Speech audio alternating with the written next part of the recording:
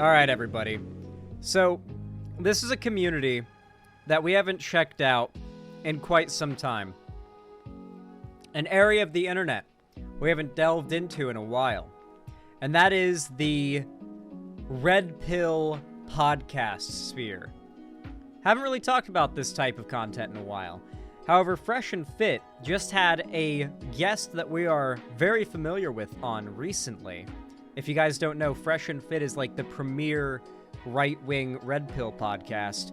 And yeah, they had Candace Owens on to basically tell a bunch of women why being like slutty is bad, you know? And to tell them to like find God and get married and all that stuff. Whoa, I thought they disbanded. They I guess they kind of did. Like there was like a big falling out.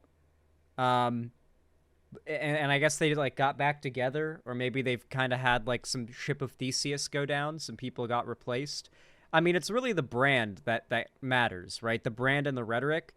Like they could have replaced the entire cast of this podcast, and it could just be like a bunch of different guys like shit talking these women that they bring on, and it would completely like it would be the same. It would be the same. But I do think this is the same guy that's always run it, from what I remember. What's his name? Like it's a funny sounding name. Like it's not even like an internet like username. It's like it's a funny-ish sounding name. Like it's memorable. It's just a name you don't really hear often. God, what is it? It's like it almost sounds like Brian. I don't know why, but I'm thinking Brian. I don't know. Regardless, though, very, very garbage content. Now, you're probably wondering, why do these women come on to podcasts like this? We're about to see. Yeah, it looks like a GTA loading screen. You can kind of like get a read of the sort of like, I'm 15 and I make money and fuck bitches kind of dudes that this is trying to like pull for, right? But like, basically, this podcast and this sphere of the internet is dying off. And for some reason, Candace Owens thought it would be a good idea to go on here. And I don't know if she gets, like, any shit for being a successful woman, because they don't really like that. Or maybe they respect her because she's a conservative, like, media pundit. Or I don't know what. But the majority of these podcasts are just them shaming these women they bring on who are, you know, let's not pretend they aren't slutty. They are definitely slutty women, which is not a bad thing. In fact, when I have nothing but overwhelming joy and love in my heart when I use that phrase to describe a woman, I assure you. I have absolutely no hate and no negative connotation with the concept of slutty women. However, they are objectively slutty.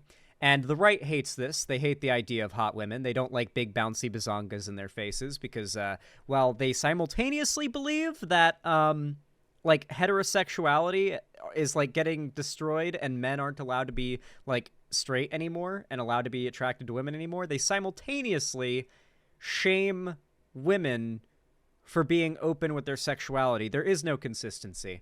I'm going to stop talking and we're just going to get right into it. Oh, it's Myron. Yes, thank you. Oh, thank you. Myron. I knew it was like a name like that. One that like you hear it and it's just like, huh. That's one you don't hear every day. They only like bouncy asses and titties in video games. That is true. They only like it when it's literally not real. Anyway, let's check this out.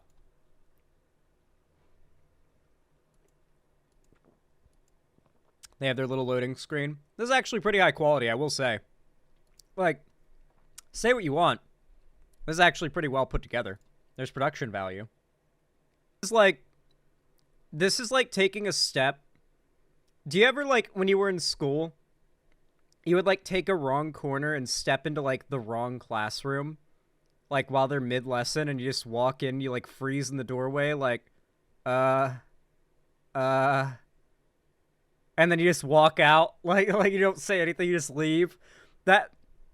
That feeling of walking in and realizing you're in the wrong classroom is how I feel when I watch this type of Red Pill podcast content, because it's appealing to such a different audience than I've ever been a part of. Even when I was a little chuddy guy, a chuddy little boy, I was not into this, like, hustle grind culture, like get women but also put down women.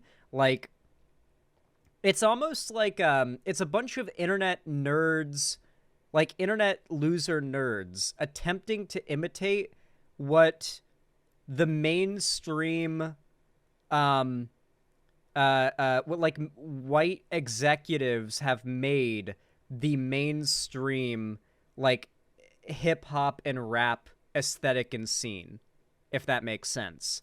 Like we're internet nerds imitating an imitation made by out of touch or popularized by out of touch white executives that like they don't understand. Like do you get what I'm talking about here? Like it's beyond cringe, this type of content. It really is. I don't want to. I thought we were starting the beginning and now we're getting. Yeah, this is a very interesting type of masculine, like there are different types of dudes, right? Like you ever go into a place that is dude oriented and you just kind of like see the representations of the different kinds of dudes? Like you go into certain gyms, and obviously gyms are always a bit like this, but then there's certain gyms you walk into and you just like you can feel yourself soaking up testosterone from the air, and you're like, whoa, okay, I just got like a buff. I feel like I just got buffed with like aerosolized testosterone, and I feel like I could lift more right now, like the second you walk in and the air hits you, you know? And then you got like your Planet Fitnesses, you know, right? So you got like your fitness guys. You got like your gym bros, you know? And you got your finance bros. Like you walk into like a finance bro's house and you can kind of tell they're a finance bro, you know? Like a successful one, not just like a weirdo who's like not successful. And then you've got like the sword bros, the medieval fantasy bros, right? And this here is appealing to like, I don't even know what kind of bro, just hustle bros, like just be on the grind, make money, and be successful to try and like increase your market value, bros. Is that what this is? Like, it's like a form of inceldom that's sort of evolved to, I'm going to ascend beyond being an incel using the thought process of incels. Now, moving on, besides Candace Owens, you're probably wondering why these women are even here, particularly the ones who are themselves quite, you know, showy in what they're wearing, and the ones that are here who are about to get, no doubt, ruthlessly railroaded for the next hour about how their life decisions are bad, etc., etc. Why are they here? Why is it that they are continuously able to bring on these women? Well, the obvious answer is that they pay them. And that may be true. But the fact is, I have seen numerous Twitter posts showing what the subscription numbers look like, the public subscription numbers look like for the OnlyFans, Fansly, or whatever accounts for these women after they appear on these shows. Despite the fact they're appearing on these shows to be reamed out and told how their life decisions are awful and nobody is going to love them and they're going to fail and yada, yada, yada, all the people in the comments shit-talking them, all the people watching this stream, all the fans of this show, they go and subscribe to these women's OnlyFans afterward. Many of these women will recurringly appear on this show to continuously get berated and abused, and they'll never really offer any pushback, because what's the point? Because they are getting so much money by sitting there and looking pretty from, like, making the horny, angry fans of this content want to go, like, rage jack off to their OnlyFans. So if you ever wonder, like, why are these women subjecting themselves to this? Money. The answer is always money. One way or the other, money. People are willing to do, like, I work for money. That's how people, that's life. You work for money. Some people are willing to do a lot more for money than others, including just take a shitload. No universe in which remaining single has been the bad choice for your career, by the way. Like, if you're somebody who has a career and you, like, really want to put your all into it, this isn't everybody, obviously, but say, I think this applies to me quite well. I like to focus, especially at this point in my life, pretty much 100% of my energy on my channel. And so it would be very detrimental for me to get into a relationship, and I feel like a lot of people need to think about things that way a lot more. I see people complain about being single a lot, and it's like, yeah, I used to be there. I get what that's like. I know why people are upset about that.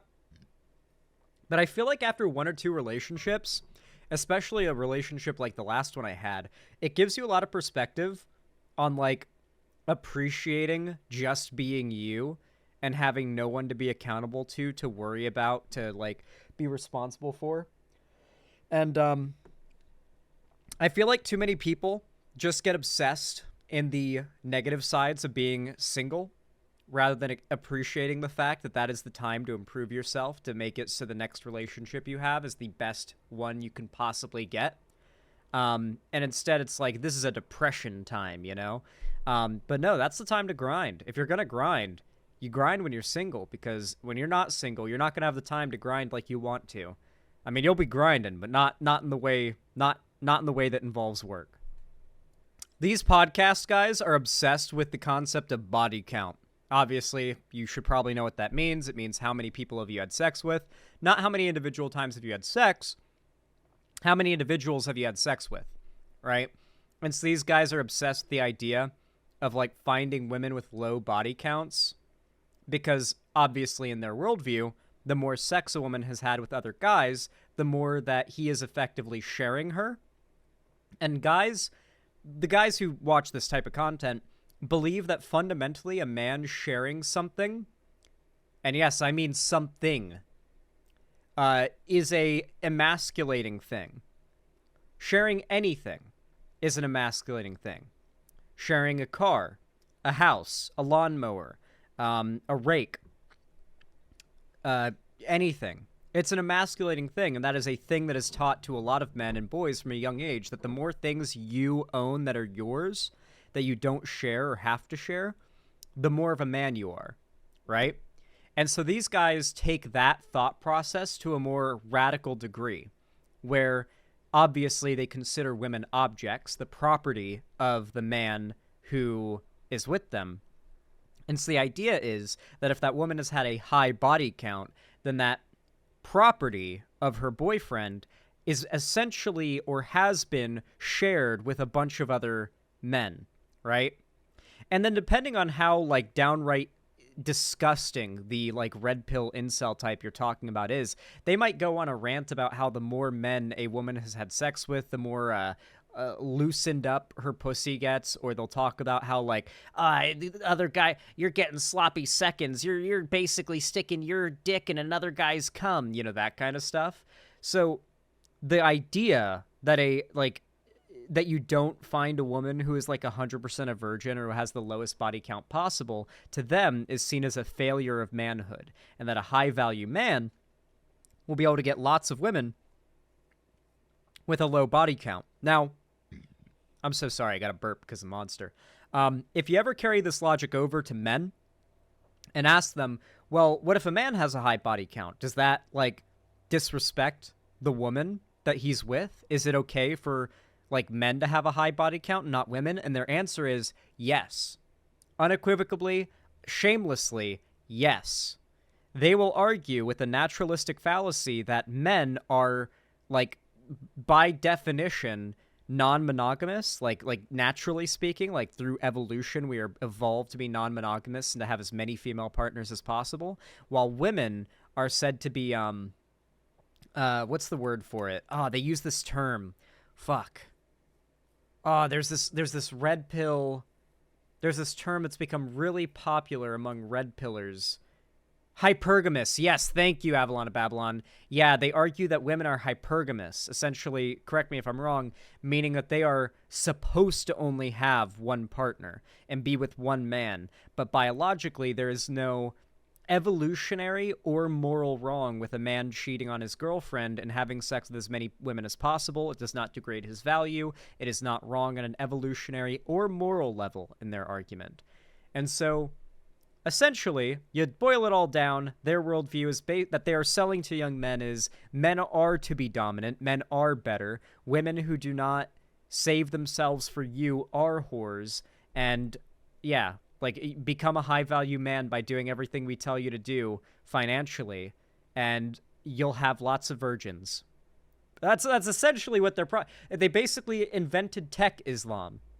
Men are hypergamous, and they argue women are naturally monogamous. Also, holy shit. Just, like, laughs, like does a little pff, whenever she said that she raps. Like, the lady who just demonstrated her skill did pretty fucking good. Are you like, another female rapper? Like, what?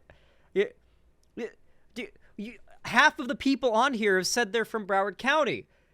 Most rappers in this day and age come from there. Are you surprised that people you brought on from that part of Florida are saying that they aspire to be a rapper? It's like going to LA and pulling a bunch of random white guys with glasses and asking them, what do you want to be? And they say, I want to be a YouTuber podcaster.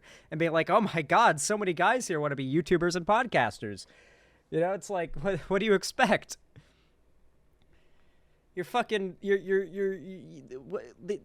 Why are you scoffing at that? It's her dream. You guys probably didn't think it, like, people probably scoffed at their dream. I hate this when people scoff at other people's dreams. I don't like that. I actually don't like that.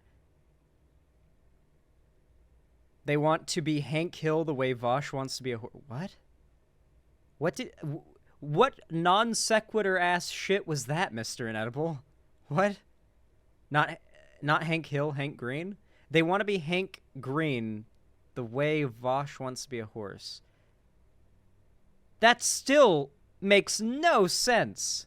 Regardless, like, like, a lot of this is just going to be bringing these women on here, ask them, what do you want to do? What is your dream? What is your, like, aspiration? And then, like, putting her down. They're going to, like, pick her dreams apart, or all these women's dreams apart, put them down. It's mostly going to be Candace, I imagine. It's going to be pretty cruel. You real estate wholesale. Dude, storage unit auctions are fucking crazy. That's a really popular thing in Florida. You guys might be like, what the hell is she talking about, depending on where you live? But in Florida, you have to understand we have a load of old people, and so they're always putting stuff in storage and dying and leaving it, like, just forgotten. And so once enough time has gone by, the storage unit places are just like, okay, we're auctioning off everything in the storage unit. We've sent enough notices, so whoever comes and buys the stuff, we're doing an auction, you just get whatever you want, right? And they just open the storage unit, you can't step in, you just have to, like, auction for getting what's inside of it, right? And whatever's left in there gets thrown away, if I remember correctly. Yeah, there's a show about this called Storage Wars. Me, my mom, and my stepdad, back when I was younger and we lived in Florida, we would go to those storage auctions, mostly just for fun, to see what was in them when they got open, because it was kind of like, it's almost like cracking open a geode, you know? Like, there's something really interesting about just like, okay, here's the next storage unit. Like, the guy would walk us through the lot. All right, here's the next storage unit, and he'd, like, get the key and open it, and then, like, slowly open it up, and it's like, all right, what's in there, what's in there, what's in there? And, you know, you get to look through and scan for anything interesting, and you took what you wanted if you won the storage unit. You can unironically, if you have the right business sense, you could buy storage units for surprisingly cheap. Most of them went for under $100. And the amount of stuff that was usually packed in them, if you dug through there, I guarantee you could make profit reselling online. I guarantee you a like good business-minded reseller of used goods could absolutely make a profit doing that. It's a very popular thing in Florida because you have to remember so many old people dying and leaving their cool... Chosen to fight another celebrity. Candace, I feel like when a word is two... celebrity and boxing. Yes. I'm sorry. I'm a little bit... maybe I'm high right now, like way too stoned. What would happen if I went on to like Fresh and Fit and I busted out a Delta 8 vape? Would they let me hit it? Weed's not legal in Florida outside of medical. And I don't have a medical card, but Delta 8 sure is. Yeah, I fucking lived off Delta 8 when I went to visit Florida recently. If I just like whipped out a Delta 8 vape and started getting high as shit, like at their podcast table, would they be okay with that or would they get mad? I feel like they'd get mad. I don't know why, but I actually think they'd get pissed off about that. But what could they do? Like they could ask me to leave, but that makes them look bad. That's gonna be my method. If I ever get invited on Tim Pool's show, I'm gonna like get out my weed vape and just get as like really high. Like I'm gonna get like so high that I vomit on Tim Pool's show. On purpose, I'm gonna get so high that I vomit. And I'm gonna eat like something nasty before I go on there too. Like something that'll come up nasty. And like will leave a smell and a stain, you know? Throw it up on... No, that will be assault if I throw it up on Tim Pool. But on his set.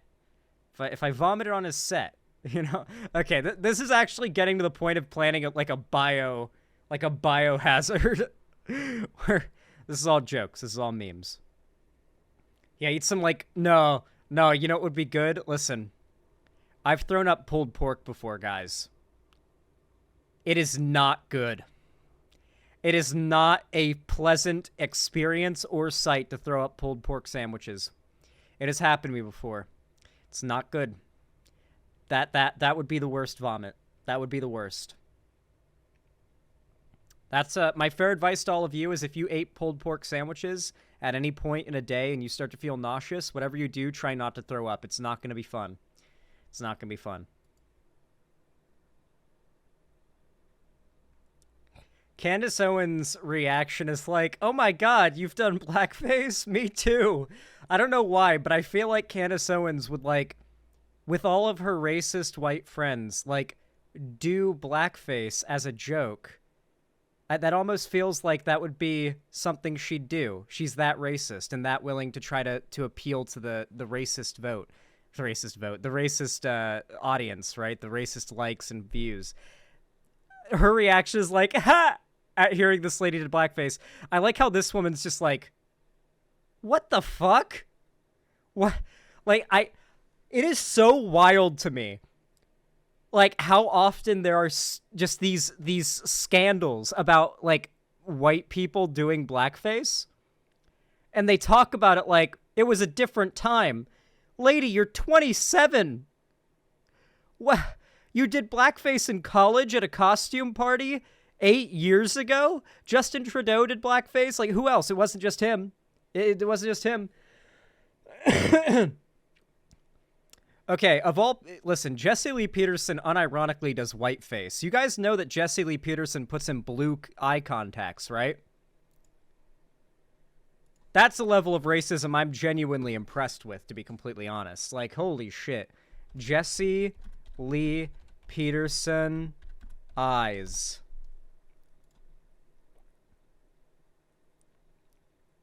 Ah, where's one where he has the contacts in?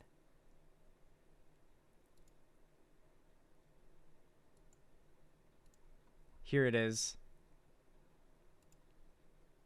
Oh, he has them in most photos. Okay. So, is that true? Yes, I've had it confirmed to me by multiple people who've met him in real life. So, this is his eyes normally. You know, like, nothing really stand out when you look at his eyes. Just like, okay, all good. But then if you look at, like, a photo like this, do you notice anything about his eyes here?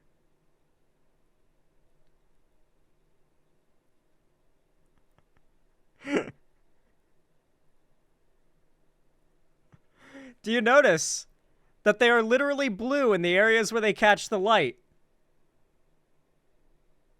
And you can literally see the, like, where the contacts begin. Yeah, it's like some Dune shit. Bro's been inhaling spice. No, in all seriousness, like, Jesse Lee Peterson is so racist, he describes himself as an Oreo cookie, black on the outside, white on the inside, and wears blue eye contacts so that he can be, I believe he literally said, a black Aryan man. Genuinely mind-blowing that he exists. Fucking hell.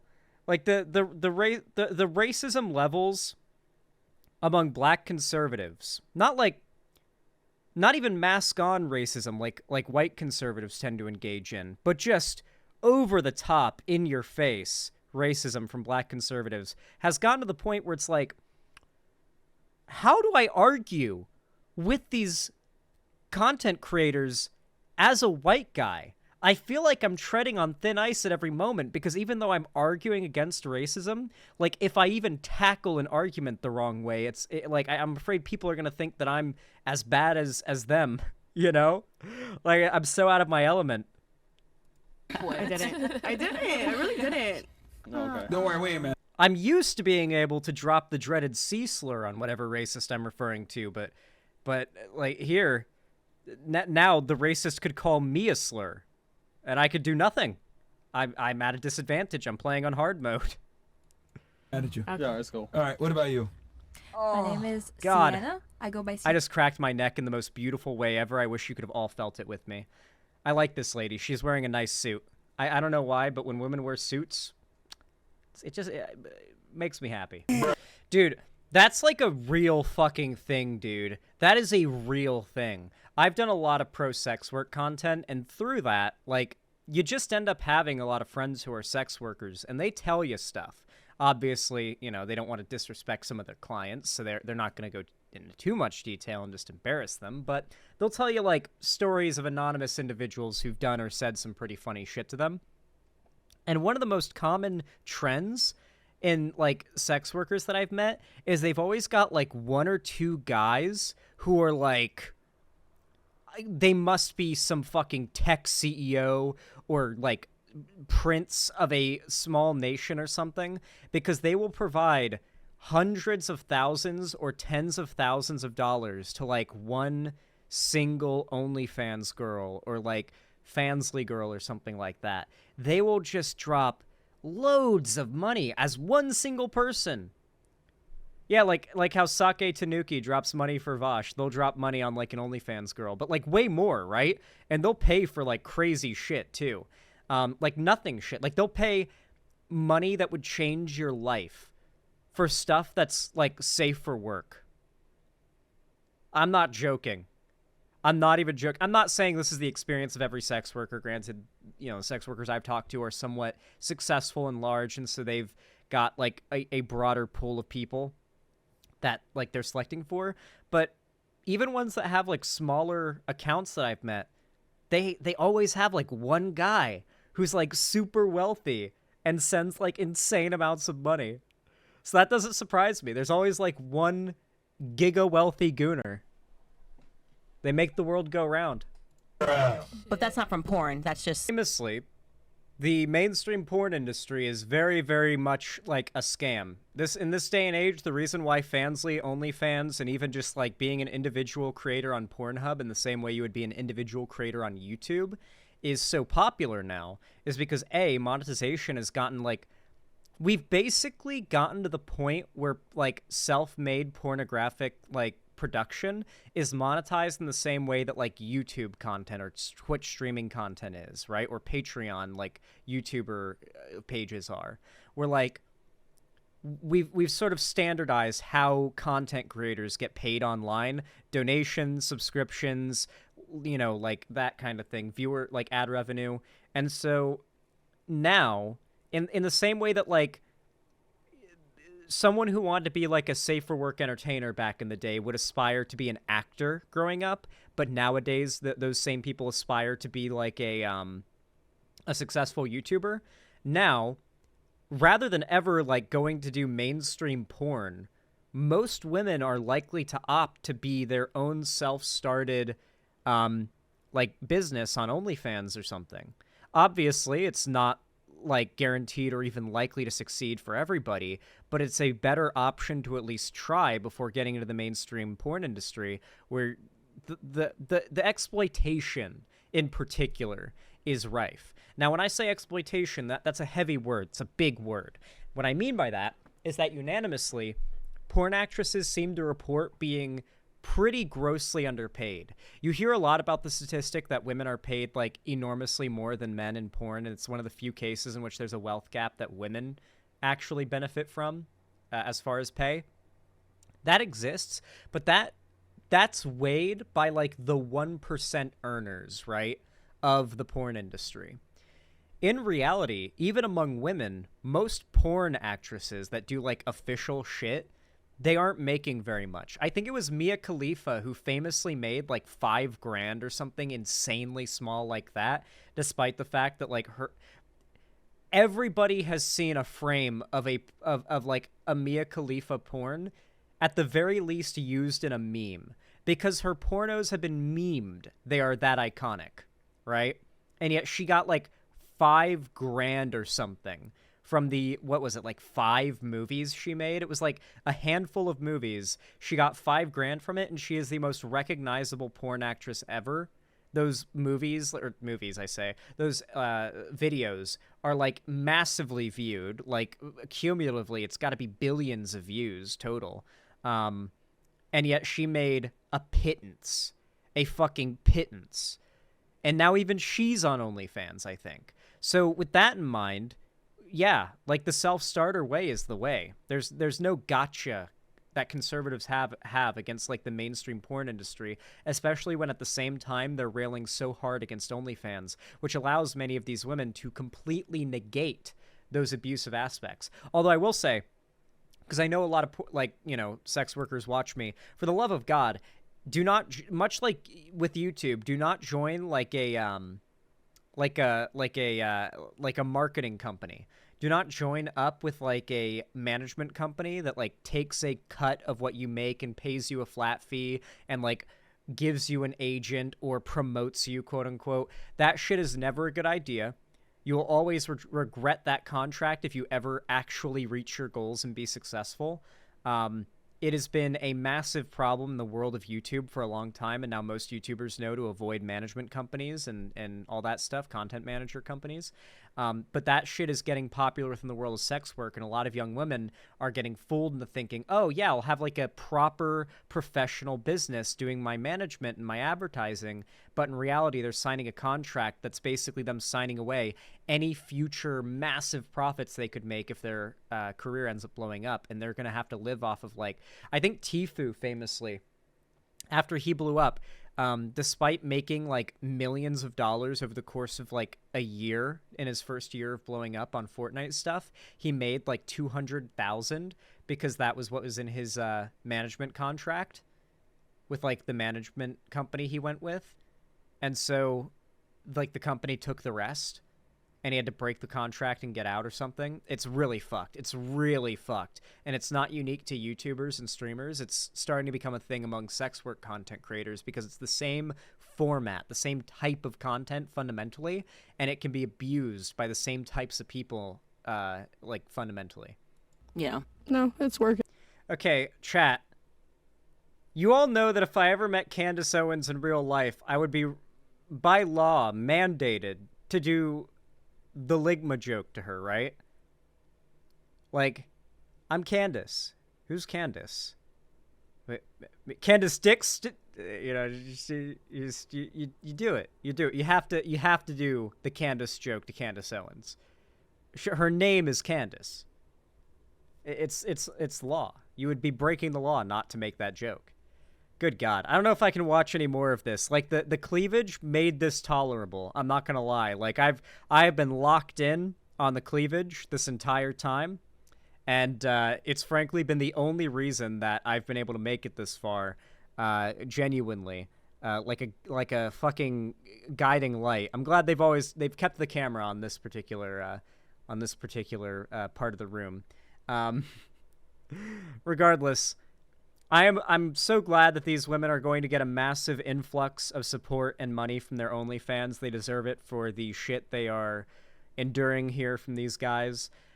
I really feel it's important that every once in a while we take like a dark, deep look into like the dredges of the internet, you know, and make sure we don't lose sight of how truly awful the influences of the average conservative content viewer online are, because as unpleasant as it can be to watch content like this, and it truly is unpleasant to watch, I think it's important not to forget how bad it is, you know? It truly is as bad as you remember, as you think.